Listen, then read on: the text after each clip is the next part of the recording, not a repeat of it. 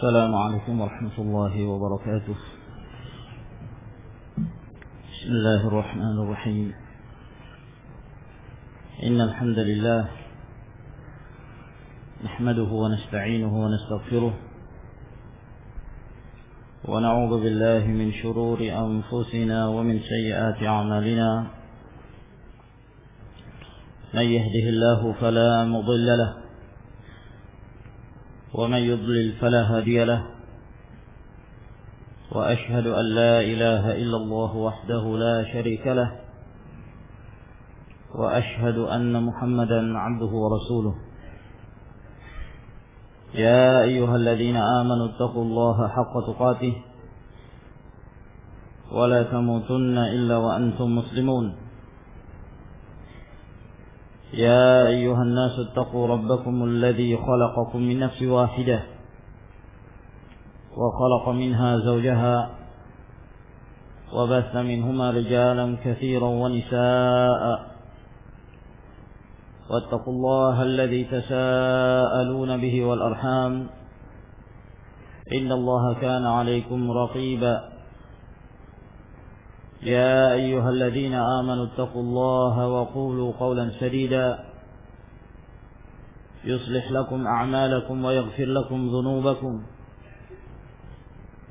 ومن يطع الله ورسوله فقد فاز فوزا عظيما. أما بعد، فإن أصدق الحديث كلام الله تعالى، وخير الهدي هدي محمد صلى الله عليه وعلى آله وسلم، وشر الأمور محدثاتها، فإن كل محدثة بدعة، وكل بدعة ضلالة، وكل ضلالة في النار.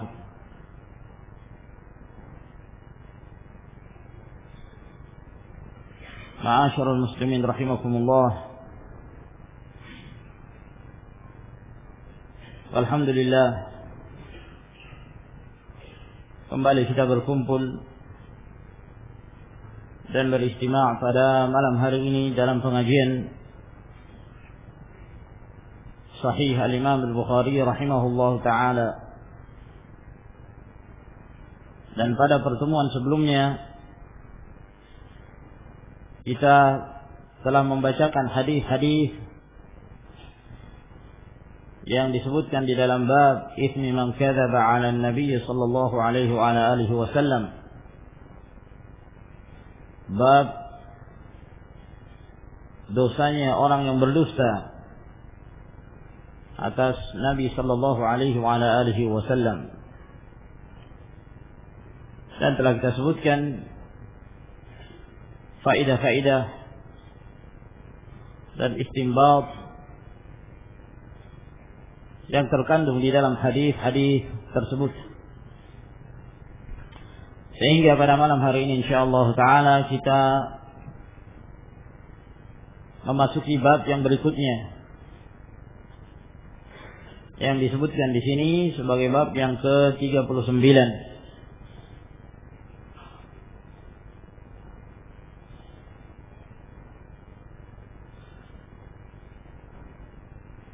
Berkata Al-Imam Abu Abdullah Muhammad ibn Ismail ibn Ibrahim ibn Al-Mughirah ibn Bardizbah Al-Ju'fi Al-Bukhari rahimahullah ta'ala.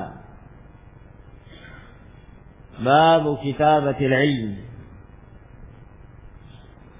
Bab menulis ilmu. Al-Imam Al-Bukhari rahimahullah ta'ala menyebutkan bab tentang menulis ilmu dalam keadaan beliau tidak memastikan dan menyebutkan secara pasti tentang hukum menulis ilmu tersebut. Di dalam bab ini beliau tidak mengatakan bab disyariatkannya menulis ilmu misalnya. Namun beliau hanya menyebutkan permasalahan babu kitabatil ilm, bab menulis ilmu. Sebab para ulama salaf terdahulu memang terjadi khilaf, terjadi silang pendapat di kalangan para ulama tentang hukum menulis ilmu, apakah yang demikian diperbolehkan. Namun Al-Imam Al-Bukhari rahimahullahu ta'ala dalam bab ini memberikan isyarat bahwa menulis ilmu merupakan perkara yang disyariatkan, dan itu yang dikuatkan oleh beliau rahimahullah, dan sangat nampak dari hadis-hadis yang beliau sebutkan di dalam bab ini yang menunjukkan disyariatkannya dan dianjurkannya menulis ilmu tersebut.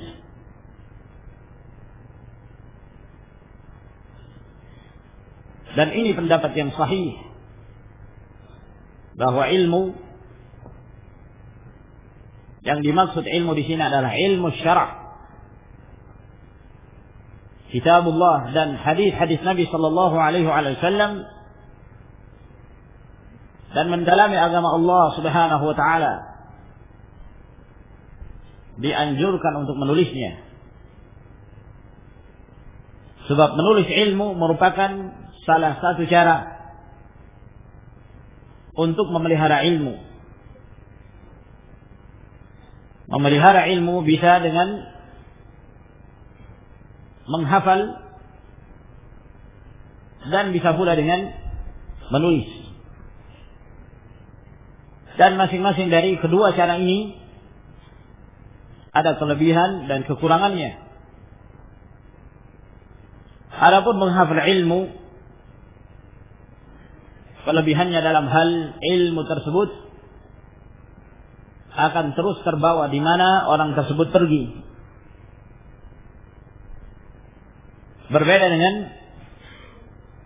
tulisan. Kadang-kadang seorang pergi ke suatu tempat dalam keadaan dia tidak sempat atau dia lupa membawa ilmu yang telah ditulis tersebut. Berbeda dengan hafalan. Kemana saja orang itu pergi, maka hafalan tersebut selalu bersamanya. Maka kelebihan hafalan dari sisi ini. Namun kekurangannya bahwa hafalan sering mengkhianati pemiliknya, di mana seorang sering dihinggapi kelupaan. Al-hifdzu khawwan. Hafalan itu selalu mengkhianati pemiliknya. Kadang-kadang seorang menghafal hari ini, esokan harinya dia lupa. Apalagi kalau dia sayyi'ul hifdzi, buruk hafalannya. Berbeda dengan tulisan. Seorang menulis, dan apabila dia menjaga tulisan tersebut dan membenarkannya, maka tulisan itu selalu terjaga dan terpelihara. Sehingga dari sisi ini, memelihara ilmu dengan tulisan memiliki kelebihan dibandingkan memelihara dengan hafalan. Dan seorang yang memiliki kedua-duanya, ini adalah merupakan sebaik-baik pemelihara ilmu. Dia seorang yang hafil, yang punya hafalan yang kuat. Sekali dia mendengarkan hadis, maka dia langsung menghafal hadis Nabi sallallahu alaihi wasallam tersebut. Seperti Al-Imam Al-Bukhari rahimahullahu taala dan para a'immah.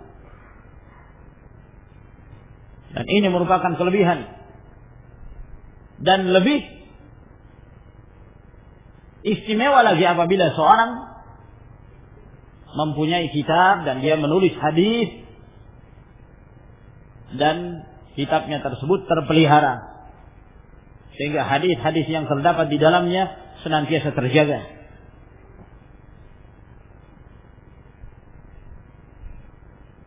Seperti Al-Imam Ahmad rahimahullahu taala, beliau seorang yang sangat kuat hafalannya. Di samping itu beliau juga mencatat dan mempunyai riwayat-riwayat yang tertulis. Dan termasuk di antara sikap kehati-hatian beliau, apabila beliau menyampaikan hadis, meriwayatkan hadis, beliau selalu menggunakan kitab. Dalam keadaan beliau menghafal hadis-hadisnya. Namun untuk lebih teliti dan terhindar dari kekeliruan, maka beliau membacakan hadis-hadisnya melalui kitab beliau. Walhasil, menulis ilmu merupakan perkara yang disyariatkan dan akan dikuatkan dengan hadis-hadis yang kita sebutkan. Lalu berkata Imam Al-Bukhari rahimahullahu taala, haddatsana Muhammad bin Salam,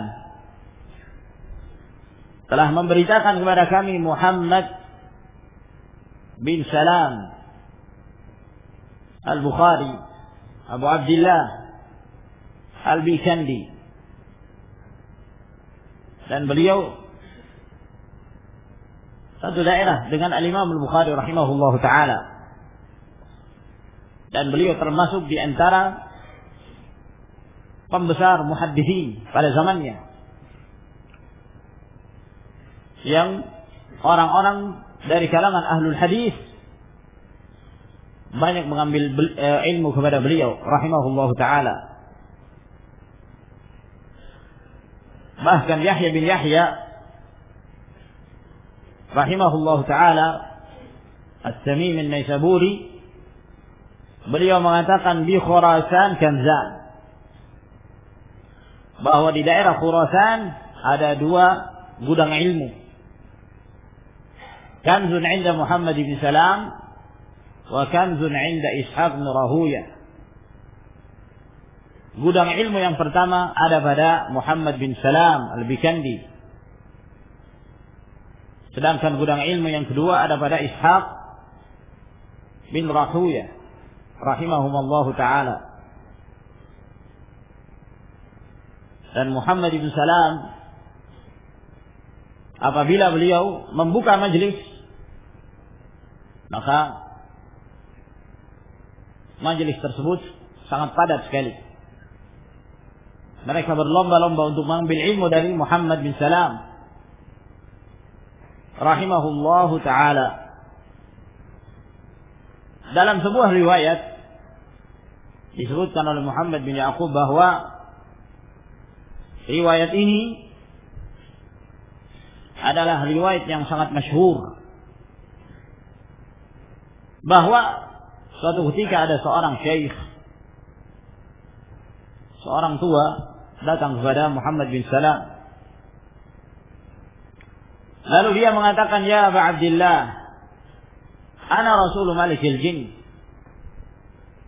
ilaika yaqra'u alaika assalam, wa yaqulu laka la yakunu laka majlisun yajtami'u ilaika an-nas, wa in kathuru illa yakunu minna fi majlisika akthar min mislihim. Orang ini datang dan mengatakan, wahai Abu Abdillah, saya ini adalah utusan Raja Jin. Jadi utusannya Raja Jin. Mungkin yang dimaksud yakni jin muslim. Nah, dia mengirimkan salam kepadamu, dan dia mengatakan padamu, tidaklah sekian banyak orang yang hadir di majelismu, ya, melainkan orang-orang yang hadir dari kami itu lebih banyak daripada jumlah yang hadir dari manusia. Menunjukkan majelis beliau dihadiri bukan hanya dari manusia, Demikian pula dari kalangan jin. Kata Muhammad bin Ya'qub, ini riwayat yang mustafidah. Ya, ini adalah riwayat yang masyhur yang menceritakan tentang majlis Muhammad bin Salam al-Bikandi rahimahullah ta'ala. Qala akhbarana Waki'. Beliau mengatakan telah mengabarkan kepada kami Waki' ibn Jarrah Abu Sufyan al-Ru'asi al-Kufi. Beliau berasal dari Kufah. An Sufyan bin Sa'id bin Masruq Abu Abdullah Al-Thawri, imam di antara imam-imam ahlul hadis. Beliau juga berasal dari Kufah. An Mutarrif bin Tarif Al-Harithi. Beliau juga berasal dari Kufah. Ani Sya'bi, dari Asy-Sya'bi Amir bin Syarahil Abu Amr. Beliau juga berasal dari Kufah. An Abi Juhaifata, dari Abu Juhaifah. Beliau sahabat Nabi sallallahu alaihi wasallam. Wahab bin Abdullah As-Suwa'i radhiyallahu ta'ala anhu. Beliau di masa kecilnya bersama Nabi alaihi salatu wassalam. Rasulullah sallallahu alaihi wasallam meninggal dalam keadaan beliau belum mencapai usia balik. Ali bin Abi Thalib radhiyallahu ta'ala anhu menjuluki Wahab bin Abdullah ini, Abu Juhaifah, Wahab al-Khair, Wahab yang penuh dengan kebaikan, radhiyallahu ta'ala anhu. Setelah meninggalnya Nabi sallallahu alaihi wasallam, maka beliau berangkat ke Kufah dan tinggal di sana. Oleh karenanya kebanyakan murid-murid Abu Juhaifah radhiyallahu ta'ala anhu berasal dari Kufah. Maka faedah sanad dari hadis ini, seluruhnya orang-orang yang berasal dari Kufah kecuali gurunya Al-Imam Al-Bukhari rahimahullah, di mana beliau berasal dari Khurasan, dari Bukhara, meskipun beliau juga sempat memasuki Kufah.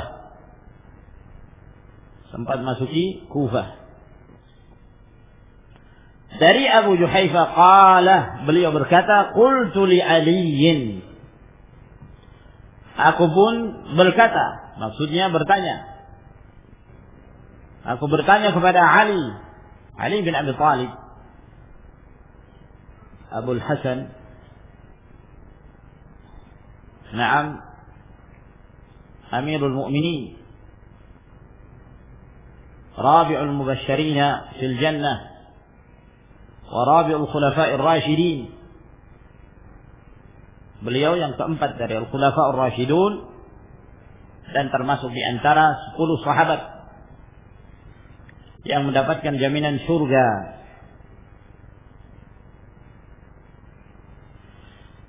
Dan di sini kita pun mendapatkan faedah bahwa Abu Juhaifah meriwayatkan dari Ali, kedua-duanya sahabat. Abu Juhaifah sahabi di antara sahabat Nabi sallallahu alaihi wasallam. Beliau meriwayatkan dari Ali bin Abi Thalib yang juga dari sahabat Nabi alaihi salatu wassalam. Aku bertanya kepada Ali, hal indakum kitab?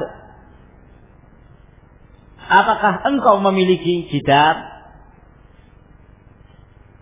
Yang dimaksud di sini kitab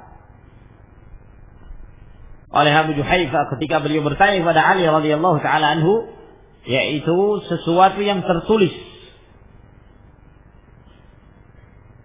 Maknanya adalah apakah engkau memiliki sesuatu yang tertulis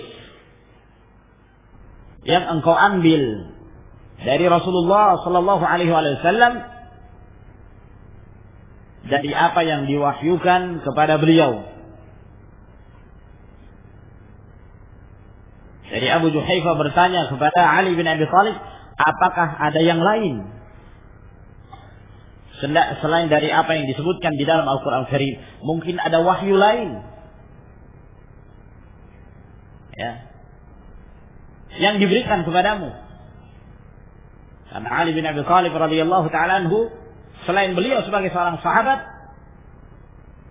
dan kedekatan beliau dari Nabi sallallahu alaihi wasallam sebagai anak paman Rasulullah alaihi salatu wassalam, dan di samping itu beliau juga adalah menantu Rasulullah alaihi salatu wassalam yang menikahi salah seorang dari anak wanita Nabi alaihi salatu wassalam, Fatimah radhiyallahu anha. Sehingga ini menunjukkan bahwa Ali bin Abi Thalib dari Ahlul Bait, dari keluarga Nabi sallallahu alaihi wasallam yang sangat dekat sekali hubungannya. Sehingga Abu Juhayfah mempertanyakan hal ini kepada Ali bin Abi Thalib. Apakah ada wasiat khusus? Apakah ada wahyu selain dari yang terdapat di dalam Al-Quran Karim yang diwahyukan kepadamu? Dan itu dikuatkan dalam riwayat yang lain. Imam Al-Bukhari menyebutkan riwayat ini juga dalam Kitabul Jihad dengan lafaz hal indakum syai'un minal wahyi illa ma fi kitabillah. Abu Juhayfah bertanya kepada Ali, apakah engkau memiliki wahyu selain dari apa yang terdapat di dalam Kitabullah?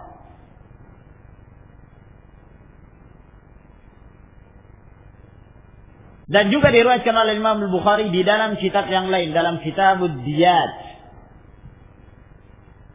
Abu Juhayfah bertanya kepada Ali bin Abi Thalib, disebutkan dalam riwayat tersebut dengan lafaz hal indakum syai'un mimma laysa fil Qur'an. Apakah engkau memiliki sesuatu berupa wahyu yang tidak terdapat di dalam Al-Quranul Karim?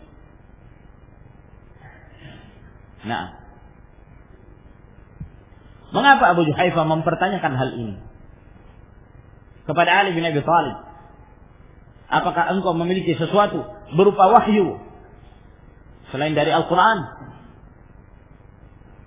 Sebagaimana kita ketahui bahwa Kufah pada zaman itu merupakan salah satu negeri yang di dalamnya banyak orang-orang yang berpemikiran Syiah, yang secara zahir mereka mengagungkan Ahlul Bait, memuliakan keluarga Nabi sallallahu alaihi wasallam menurut persangkaan mereka. Namun bagi siapa yang perhatikan ajaran-ajaran mereka, ajaran Syiah, mereka hanya menjadikan sebagai alat untuk menipu kaum muslimin dengan slogan cinta kepada Ahlul Bait. Namun mereka adalah orang yang sangat merendahkan keluarga Nabi sallallahu alaihi wasallam. Nah, pada zaman itu tersebar di negeri Kufah ada sekelompok dari kalangan Syiah yang menyebarkan isu. Mereka menyebarkan bahwa Ali bin Abi Thalib memiliki wahyu yang Rasulullah sallallahu alaihi wasallam sampaikan kepada beliau yang tidak terdapat di dalam Al-Qur'anul Karim. Dan ini menyebar sehingga pertanyaan Abu Juhayfah radhiyallahu taala anhu ini adalah pertanyaan yang sangat penting sekali untuk diketahui oleh kaum muslimin pada zaman itu dan seterusnya. Nah, termasuk pada zaman kita sekarang ini. Apakah ada sesuatu berupa wahyu yang disimpan oleh Ali radhiyallahu taala anhu yang tidak terdapat di dalam Al-Qur'an Karim seperti yang disangka oleh orang-orang Syiah. Qala jawab Ali radhiyallahu taala anhu, la, tidak ada illa kitabullah, kecuali yang diberikan kepada aku adalah kitabullah, yaitu Al-Qur'anul Karim. Ya. Tidak ada sesuatu yang diberikan khusus kepada beliau berupa wahyu. Yang ada adalah kitabullah, Al-Qur'anul Karim. Itu yang Rasulullah SAW sampaikan kepada Ali, sebagaimana beliau sampaikan kepada yang lainnya. Au fahmun u'tihi rajulun muslim, ataukah pemahaman yang diberikan kepada seorang muslim, ya, atau pemahaman yang dimaksud di sini adalah mendalami agama, fikih, istinbatul ahkam, kemampuan untuk mengambil hukum-hukum dari kitabullah dan sunnah Rasul sallallahu alaihi wasallam. Misalnya dia membaca ayat, lalu dia mengambil hukum dari ayat tersebut. Dia membaca hadis, lalu dia mengambil hukum, faedah-faedah dari hadis Nabi sallallahu alaihi wasallam. Itu namanya istinbat. Fahmun utihi rajulun muslim, pemahaman yang diberikan kepada seorang muslim. Sebab kondisi manusia itu berbeda-beda dalam hal akal mereka, dalam hal pemahaman mereka, dalam hal kemampuan menjangkau satu ilmu. Kadang-kadang diberikan kepada seorang pemahaman yang tidak diberikan kepada yang lainnya. Dan inti dari ilmu itu adalah al-fahm, pemahaman. Oleh karena itu Abu Bakar As-Siddiq radhiyallahu taala anhu, beliau adalah sahabat yang paling berilmu setelah Nabi sallallahu alaihi wasallam, karena beliau adalah sahabat yang paling faham, yang paling bagus pemahamannya, yang paling kuat jangkauannya dalam memahami kitabullah dan sunnah Rasul sallallahu alaihi wasallam. Terkadang ada seorang menghafal namun tidak memahami. Dia menghafal ayat, dia menghafal hadis, namun tidak mampu untuk mengeluarkan faedah, kandungan yang disebutkan di dalam ayat atau hadis tersebut. Nabi sallallahu alaihi wasallam menyebutkan dalam hadis yang diriwayatkan oleh Ibnu Majah dan yang lainnya dari hadis Zaid bin Thabit, "Nazzarallahu imra'an sami'a minna haditsan fa hafidhahu hatta yuballighahu ghayrah, fa rubba hamil fiqhin laysa bi faqih wa rubba hamil fiqhin ila man huwa afqahu min." Allah Subhanahu wa taala memberikan kenikmatan kepada seorang yang telah mendengarkan dari kami satu hadis lalu dia menghafalnya sampai dia menyampaikan kepada orang lain. Boleh jadi orang yang membawa ilmu, orang yang membawa hadis, dia tidak faqih. Dia memegang riwayat tapi dia kurang mampu untuk mengambil faedah-faedah hukum dalam riwayat tersebut. Dan boleh jadi ketika dia menyampaikan kepada orang hadis tersebut, ternyata orang yang disampaikan itu lebih mampu untuk mengeluarkan hukum di dalam riwayat tersebut. Nah, ini ma'asyiral muslimin rahimakumullah. Dan ini merupakan kelebihan seorang apabila diberikan pemahaman oleh Allah Subhanahu wa taala untuk mampu memahami kitabullah dan sunnah Rasul sallallahu alaihi wasallam, maka ini merupakan kelebihan. Dzalika fadlullah yu'tihi man yasha. itu adalah merupakan anugerah dari Allah Subhanahu wa taala yang Allah berikan kepada siapa yang Dia kehendaki.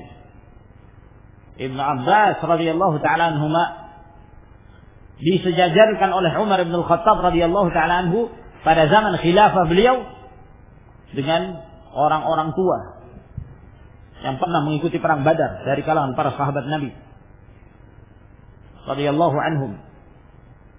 Ibnu Abbas masuk ke dalam majelis mereka. Kenapa? Faham, pemahaman. Dalam keadaan beliau pada waktu itu masih sangat muda sekali. Dan ini merupakan kelebihan.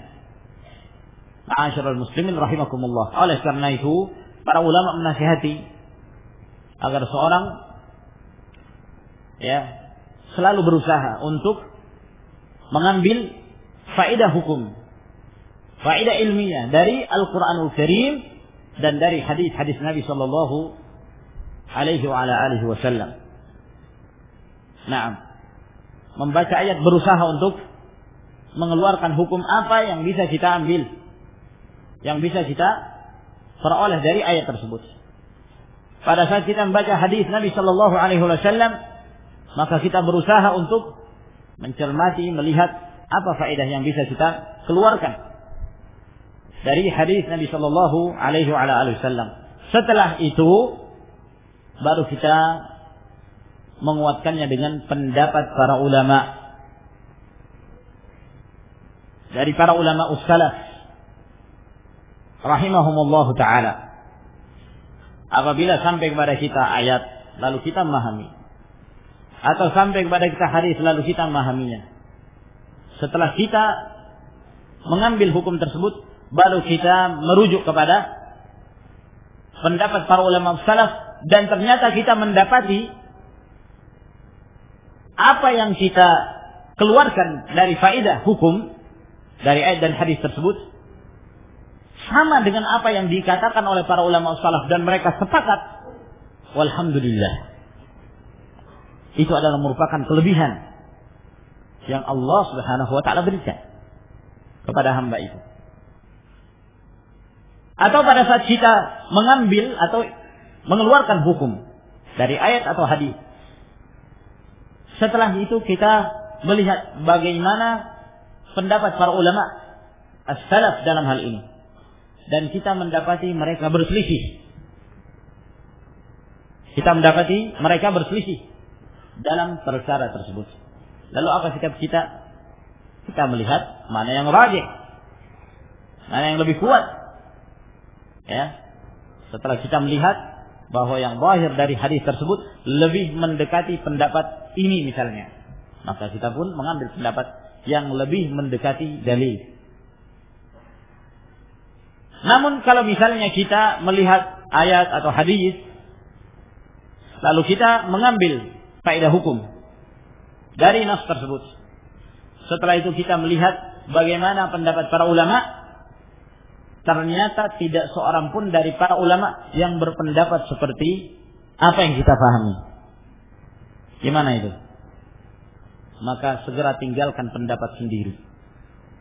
Itu menunjukkan bahwa pendapat kita salah. Segera merujuk kepada pemahaman para ulama. Naam. Lalu kemudian melihat hujjah-hujjah mereka, karena kebenaran itu tidak akan keluar dari apa yang mereka perselisihkan. Kalau dia mendatangkan pendapat yang baru, nyeleneh. Inilah yang dinasihatkan oleh Imam Ahmad rahimahullah, la tatakallam fi mas'alatin laisa laka fiha imamun sabaqa. Jangan engkau berbicara dalam satu masalah yang tidak ada imam yang mendahului kamu. Jangan sok menurut saya. Nah, menurut antum itu ada salafnya nggak? Ada pendahulunya? Enggak, ini dari olah pikir saya sendiri. Lalu gimana pendapat para ulama salafnya? Nggak tahu. Ya. Maka ini ma'asyiral rahimakumullah tidak diperbolehkan. Hendaknya kita selalu mengikat apa yang telah kita pahami dari nas-nas kitabullah dan sunnah dengan pemahaman para ulama salaf rahimahumullah taala. Au ma fi hadhihi as-sahifah, atau apa yang terdapat di dalam as-sahifah ini. Sahifah itu yakni kertas yang ada tulisan di dalamnya. Nah, dalam riwayat yang lain bahwa ketika Abu Juhaifah bertanya kepada Ali bin Abi Thalib radhiyallahu ta'ala anhu dengan pertanyaan ini, maka beliau mengeluarkan dari sarung pedangnya.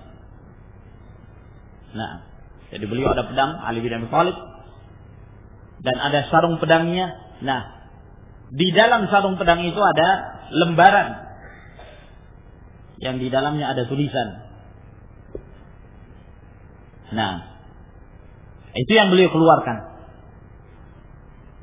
Jadi Ali bin Abi Thalib hendak menjelaskan kepada Abu Juhaifah bahwa Rasulullah Shallallahu Alaihi Wasallam tidak meninggalkan sesuatu untuk saya kecuali Al-Quran, Al-Quran Karim, atau pemahaman fikih yang diberikan kepada seorang Muslim atau yang terdapat di dalam lembaran ini. Qala qultu, lalu aku bertanya lagi kepada Ali bin Abi Thalib, ma fama fi hadhihi as-sahifah? Apa yang terdapat di dalam lembaran itu? Ya. Apa yang terdapat di dalam lembaran itu? Mungkin isinya seperti yang disangka oleh orang-orang Syiah yang diklaim oleh mereka bahwa wasiat Rasulullah SAW agar setelah beliau meninggal Ali yang berhak menjadi khalifah. Mungkin sehingga butuh untuk diketahui apa yang terdapat dalam lembaran itu. Qala, maka jawab Ali radhiyallahu ta'ala anhu, al-aqlu. Al-aqlu. Ya. Nah, yang dimaksud di sini al-aqlu adalah ad-diyah. Asal makna al-aqlu yakni ikatan, rabut. Namun yang dimaksud di sini adalah ad-diyah, membayar diyat. Ya. Jadi kalau ada seorang Muslim membunuh Muslim yang lainnya, atau membunuh orang kafir yang tidak halal untuk ditumpahkan darahnya, dia membunuh seorang Muslim misalnya, maka hukumnya dalam syariat Islam apa? Qisas, ya kan? An-nafsu bin-nafs. Orang yang membunuh dibalas dengan dia pun dibunuh. Kecuali apabila keluarganya memberi maaf.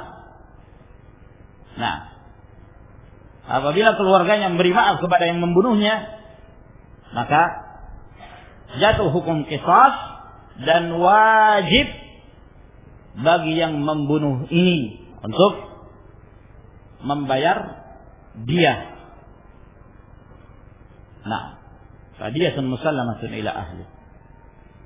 Atau seorang yang membunuh seorang Muslim khata, ya, karena keliru, maka tidak ada qisas, tapi yang ada adalah membayar diyat. Nah,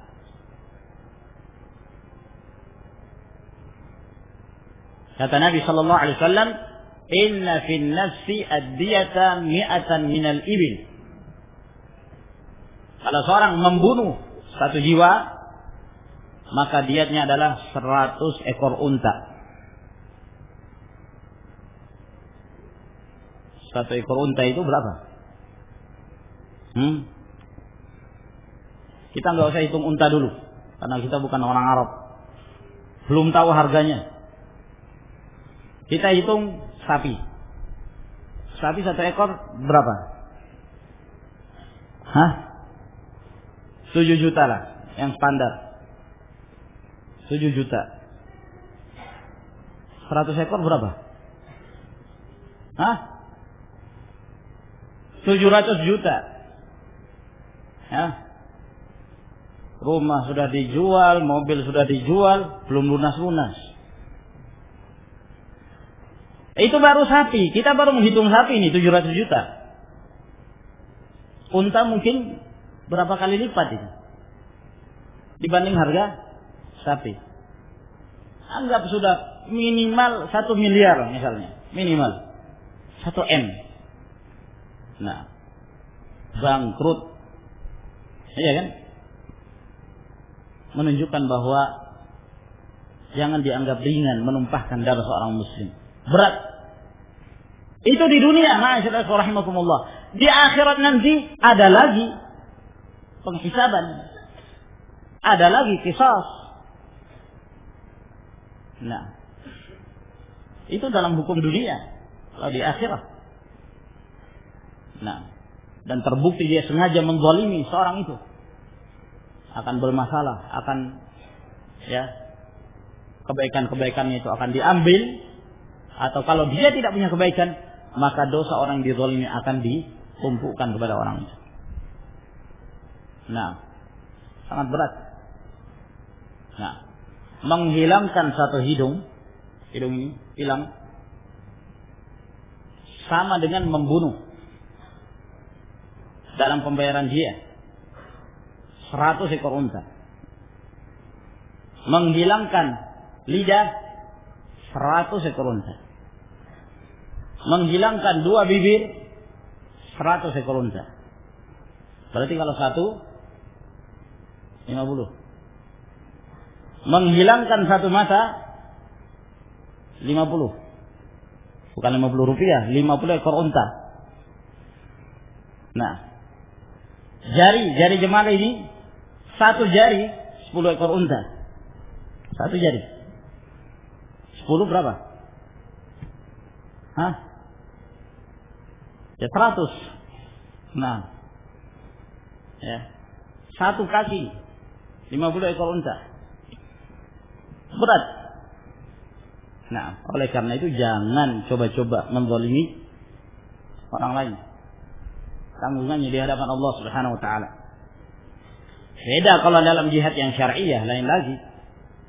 Nah, dalam jihad yang syar'i. Dan antum bisa bayangkan seorang teroris khariji, berapa kaum muslimin yang dia tumpahkan darahnya? Berapa kaum muslimin yang terluka? Mungkin ada yang hilang tangannya, ada yang hilang kakinya. Nah, tanggung jawab itu di dunia sebelum di akhirat. Ma'asyiral rahimakumullah. Ya. Berbeda kalau jihad yang syar'i, lain lagi permasalahannya. Dalam medan pertempuran yang syar'i, melawan musuh-musuh Allah Subhanahu wa taala yang syar'i. Nah, maka ini lain lagi pembahasannya. Qatilul ladzina yalunakum minal kuffar wal yajidu fikum ghilza. Nah, ini ma'asyiral muslimin rahimakumullah. Wa fikatul asir wa fakatul asir. Boleh dua-duanya, fikat atau fakat. Meskipun sebagian mereka dari ahli bahasa mengatakan di fathah itu lebih fasih. Wa fakakul asir.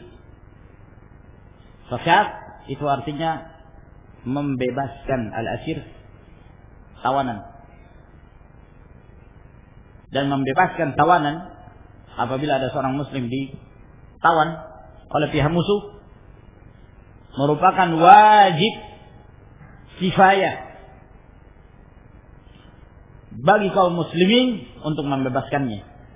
Maksudnya, apabila tidak ada seorang pun dari kaum muslimin yang berusaha untuk membebaskan, maka seluruh kaum muslimin itu berdosa. Tapi kalau ada sebagian mereka yang sudah berusaha untuk membebaskan, maka telah gugur kewajiban atas kaum muslim yang lainnya. Oleh karena itu dalam hadis yang diriwayatkan oleh Imam Al-Bukhari dari hadis Abu Musa Al-Asy'ari, kata Nabi sallallahu alaihi wasallam, "Wa fukkul 'ani." Bebaskanlah al-'ani. Al-'ani maksudnya al-asir, tawanan. Bebaskan. Dan ini merupakan keutamaan. "Wa la yuqtalu muslimun bikafir." Dan tidaklah seorang muslim itu dibunuh disebabkan karena muslim itu membunuh orang kafir. Jadi kalau ada seorang muslim membunuh seorang kafir, maka tidak ada hukum qisas. Tidak ada hukum qisas. Dan tidak ada perbedaan dalam hal ini. Apakah orang kafir tersebut orang yang tidak diperbolehkan untuk ditumpahkan darahnya, seperti kafir zimmi, kafir muahid, kafir musta'min. Ini jenis-jenis orang-orang kafir yang haram untuk dibunuh. Namun kalau ada seorang muslim yang membunuhnya, ya tentunya dia melakukan kesalahan dan dia berdosa, namun tidak ada hukum qisas. Naam, yang ada adalah pembayaran diah. Nah, ini ma'asyiral ikhwah rahimakumullah yang disebutkan oleh Ali radhiyallahu taala anhu. Maka di dalam hadis ini kita mendapatkan beberapa faedah. Di antara faedah-faedah yang penting dari hadis ini, bahwa ini merupakan bantahan kepada kaum Syiah yang menyangka bahwa pada keluarga Nabi sallallahu alaihi wasallam, pada keluarga Ali bin Abi Thalib radhiyallahu anhu, menyimpan wahyu yang tidak terdapat dalam Al-Qur'an Karim. Orang-orang Syiah memalsukan sebuah ayat yang disebut dengan ayatul wilayah,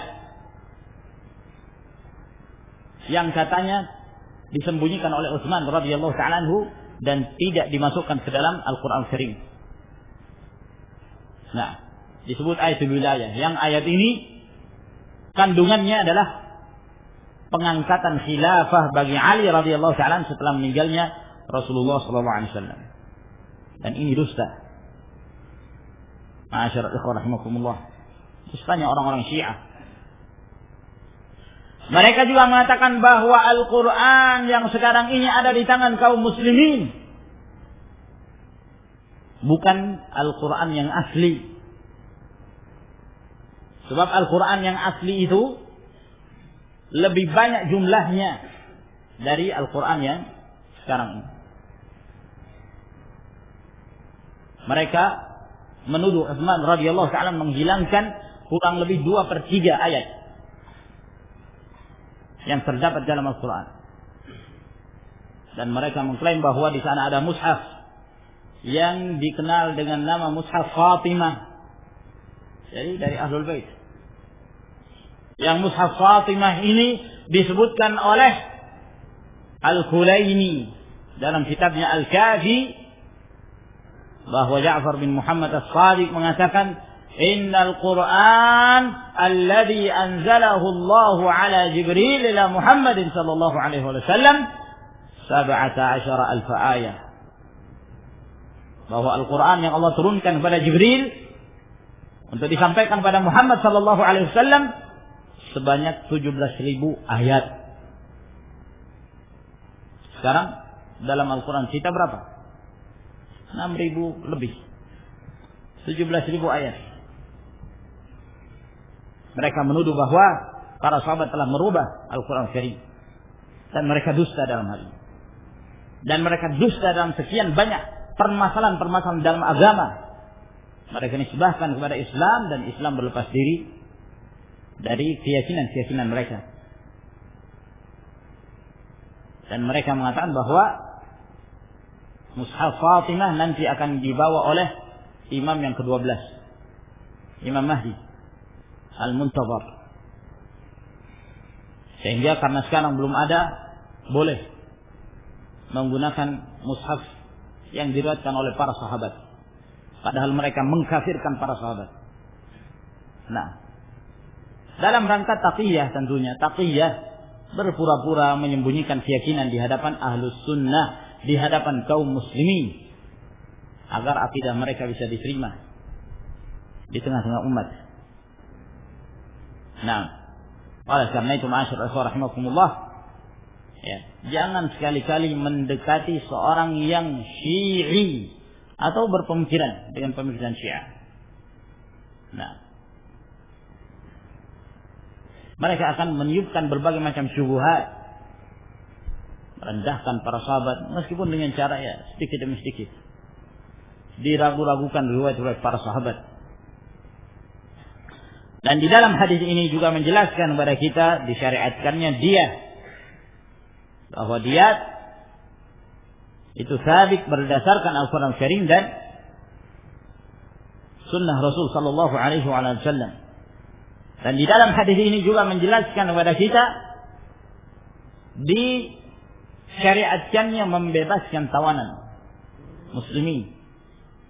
Dan di dalam hadis ini juga menjelaskan bahwa seorang muslim tidaklah diqisas karena membunuh seorang yang kafir. Nah, lalu bagaimana kalau sebaliknya orang kafir membunuh seorang muslim? Ya tentunya dibunuh. Orang kafir membunuh seorang muslim, ya dibunuh orang kafirnya. Adapun orang muslim yang membunuh orang kafir, maka orang muslim tidak diqisas. Karena nilai seorang muslim yang mahal dan nilai orang kafir yang penuh dengan kekurangan yang menyebabkan tidak setara antara seorang muslim dan seorang yang kafir. Dan di dalam hadis ini juga yang menjadi syahid sehingga Imam Al-Bukhari menyebutkan hadis ini di dalam bab ini, bahwa Ali bin Abi Thalib radhiyallahu taala anhu, beliau menyimpan lembaran yang di situ ditulis ilmu, menunjukkan dibolehkannya dan bahkan disyariatkan menulis ilmu. Ali bin Abi Thalib menulis ini dalam lembaran tersebut yang terdapat di dalam Sahifah Al-Aqlu wal-Fakakul Asir wa la yuqtal muslim bikafir. Nah, dan di dalam riwayat yang lain Ali bin Abi Thalib radhiyallahu ta'ala menyebutkan tambahan bahwa termasuk yang disebutkan dalam lembaran tersebut di mana Rasulullah sallallahu alaihi wasallam mengatakan la'anallahu man dzabaha li ghairillah wa la'anallahu man ghayyara manar al-ard wa la'anallahu man awa muhditha. Kata Nabi sallallahu alaihi wasallam, Allah melaknat orang yang menyembelih untuk selain Allah Subhanahu wa taala, dan Allah melaknat orang yang memindahkan batasan tanah. Ya, dia berbatasan tanah dengan seorang, lalu dia majukan batas tanahnya agar tanahnya lebih luas. Ini menyebabkan laknat Allah Subhanahu wa taala. Dan Allah Subhanahu wa taala juga melaknat orang yang melindungi orang yang berbuat kejahatan, termasuk di antaranya ahlul bid'ah. Nah, maka ini ma'asyiral ikhwah rahimakumullah yang kita bacakan pada pertemuan kita di malam hari ini. Semoga Allah Subhanahu wa taala memberikan manfaat dan menambah ilmu bagi kita sekalian. Wa akhir da'wana alhamdulillahi rabbil alamin.